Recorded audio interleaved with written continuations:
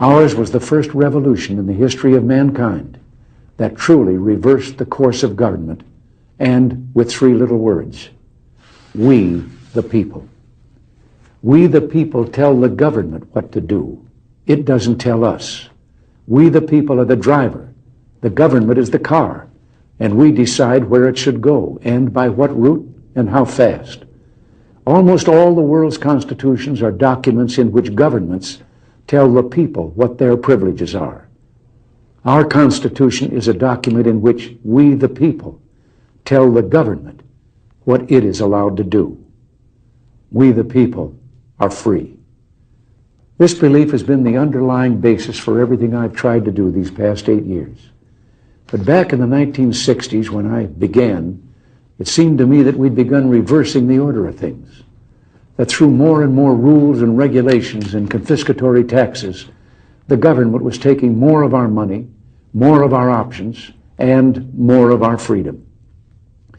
I went into politics in part to put up my hand and say, stop. I was a citizen politician, and it seemed the right thing for a citizen to do.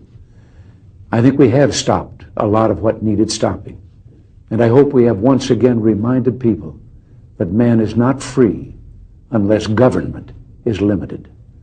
There's a clear cause and effect here that is as neat and predictable as a law of physics. As government expands, liberty contracts. There was once upon a time that to be a Republican in this area of the country felt a little bit like being Gary Cooper in High Noon, outnumbered in a big way.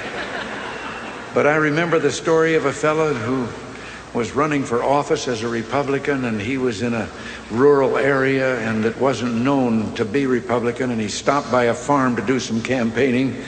And when the farmer heard he was a Republican, his jaw dropped and he said, "Wait right here till I go get Ma. She's never seen a Republican before."